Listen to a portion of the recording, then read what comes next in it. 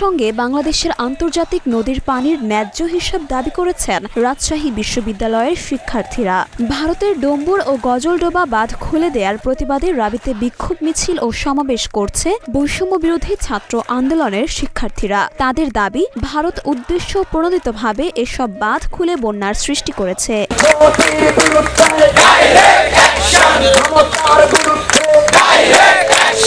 দুপুরে বিশ্ববিদ্যালয়ের প্রতিটি হল থেকে বিক্ষোভ মিছিল বের করেন শিক্ষার্থীরা। পরে বিশ্ববিদ্যালয়ের মূল ফটকের সামনে ঢাকার রাজশাহী মহাসড়কে অবস্থান নিয়ে বিক্ষোভ করেন তারা। এ সময় শিক্ষার্থীরা ভারত এবং মোদি বিরোধী নানা স্লোগান দিতে থাকে।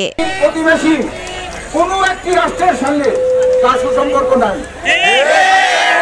যেমনভাবে মুসলিম রাষ্ট্র আছে, বৌদ্ধ রাষ্ট্র আছে, এমনকি হিন্দু রাষ্ট্র আছে নেপাল, কিন্তু কারোর সাথে তার সম্পর্ক ভালো না।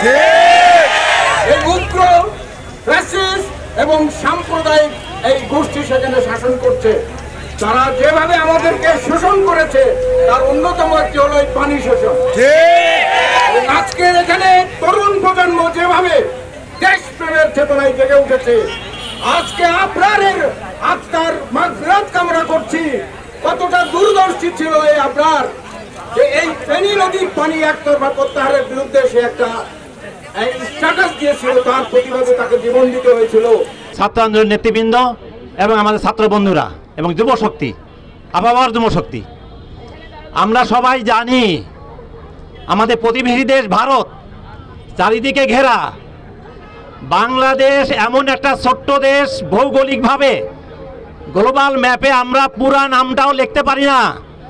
ডাঙ্গায় থাকে 1/3, 3 ভাগের 1 ভাগ, বাকি 2 ভাগ থাকে বঙ্গোপসাগরে। চারিদিকে ভারত বেষ্টিত, কিন্তু জনশক্তিতে আমরা অনেক, জনশক্তিতে আমরা বিশাল একটা দেশ, অন্যশক্তি দেশ। এবং সেই শক্তি আমার সামনে, আমাদের বাংলাদেশের সামনে।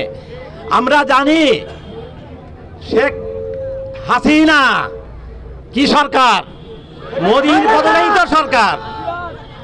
ইন্দিরা গান্ধীর বাবা বলেছিল, today or tomorrow Bangladesh will be the part of India.